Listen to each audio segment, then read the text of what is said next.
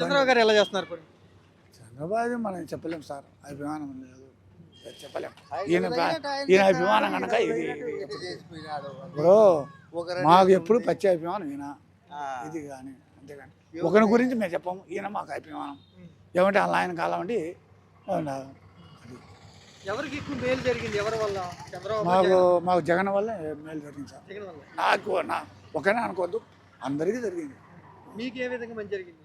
మాకు రైతు భరోసా అంటే ఇదంటే మాకు దేవుని అని అంటే నేను వాచ్మెన్ చూద్దాం అట్లా కానీ కౌలు కార్డు, ఇప్పుడు ఈ కౌలు కార్డు లేదు, పాడు లేదు, ఏం తీసేయండి ఇట్లా అన్నదాత సుఖీభావ ఇస్తున్నారు కదా?